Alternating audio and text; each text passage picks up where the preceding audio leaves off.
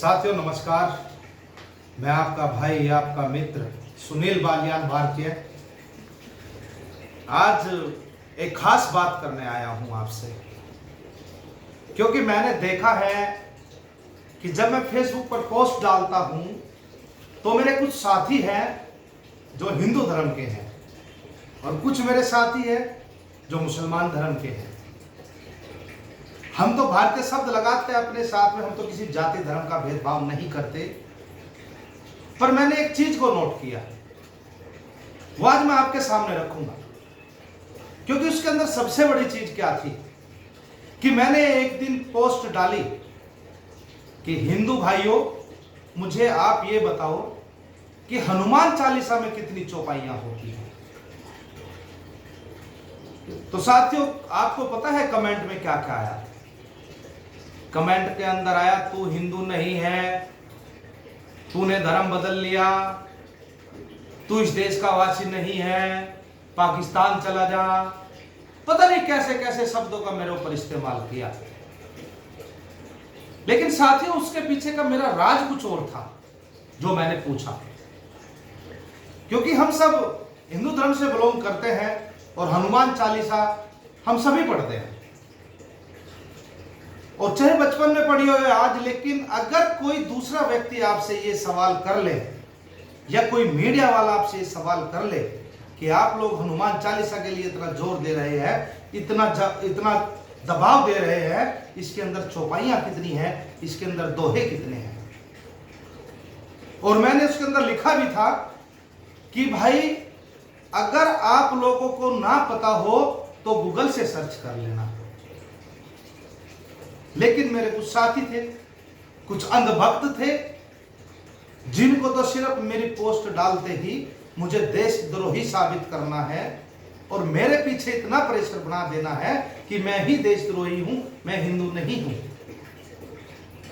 लेकिन कभी तुमने अपने आप से भी सवाल किया है कि तुम जिस व्यक्ति को बोलने जा रहे हो उसने जो सवाल डाला है वो किसके लिए डाला है, क्यों डाला है, उसके पीछे का राज क्या है? क्योंकि मैं चाहता हूं, मैं आपको बताना भी चाहता हूं कि आप लोगों को जो पोस्ट सुबह को आरएसएस के दफ्तर से मिलती है उसको तो तुम पढ़ लेते हो, बल्कि उसको पढ़ते भी नहीं, फॉरवर्ड करते हो, उसको ही पढ़ लिया करो। और जो मैंने कहा वो इसलिए कहा कि आप लोगों को जानकारी होनी चाहिए। लेकिन आपने क्या किया? आपने खुद अपने ही धर्म पर सवाल उठाए, आपने ही जनता को यह बताया कि आपको नहीं पता। लेकिन उससे तुरंत अगले दिन मैंने फिर एक पोस्ट डाली अपनी फेसबुक से। उस पे मैंने लिखा कि मुसलमान भाइयों मुझे ये बताइए कि कुरान में कितनी आयतें होती है। लेकिन किसी भी एक ने कोई बदतमीजी नहीं करी। अगर जिसको पता था उसने उसके पूरी संख्याएं लिख दी, और जिसको नहीं पता था या जिसने नहीं देखा या किसी ने आगे फॉरवर्ड कर दिया या इग्नोर कर दिया, लेकिन उन्होंने कोई भी ऐसे अपशब्द नहीं लिखे कि तू देशद्रोही है, तू गद्दार है, तू निकम्मा है, तू देश को बदनाम कर रहा है, तू हमारी कुरान पे सवाल उठा रहा है। उन्होंने एक भी सवाल का जवाब ऐसा नहीं दिया। उन्होंने अपना जो जवाब देना था वो यही अंतर है कि आप लोग अपने धर्म का मजाक बना रहे हो और वो अपने धर्म को मानते हैं। और धर्म जानने की चीज है, धर्म पढ़ने की चीज है, धर्म मानने की इतनी आवश्यकता नहीं है। अगर तुमने धर्म को मान लिया तो तुम कट्टर हो ही नहीं सकते। अगर तुमने धर्म को जान लिया, धर्म को पढ़ लिया, ग्रंथ को पढ़ लिया, तुम कट्टर हो ही नहीं सकते। इसलिए मैं कहता हूं यही अंतर है, और तुम्हें अपने अंदर ये सुधार लाना होगा। इस अंधभक्ति को खत्म करो। जो सवाल करा जाए उसको पहले पढ़ लिया करो, पहले देख लिया करो कि सुनील भाई ने कौन सा सवाल आपसे पूछा है जिसका जवाब आप नहीं दे रहे हो। शायद वो आपके ही फायदे का हो, शायद मैं आपको बताना चाहता हूं, मैं आपको सिखाना चाहता हूं कि भाई मैंने पढ़ा है। अगर कल कोई तुमसे तुम्हारे धर्म के बारे में पूछ लेता है तो आप उसका जवाब क्या दोगे? तो हमेशा अपने धर्म के बारे में आपको ज्ञान होना चाहिए।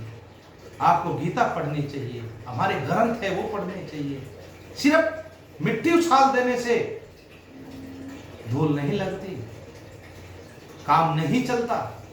आप लोगों को बदलना होगा, परिवर्तन लाना होगा। साथियों, जो मेरे मन में सवाल आया, जो मैंने आप लोगों के सामने पोस्ट डाली थी, उसके ऊपर जो आप लोगों का रिएक्शन आया, मैंने उसके ऊपर आप लोगों को बता दिया कि ये चीज इस वजह से मैंने डाली थी। आगे आप लोगों की इच्छा है, चाहे जो कमेंट करो, जितना चाहो शेयर करो, ना चाहो मत करो, कोई फर्क नहीं है।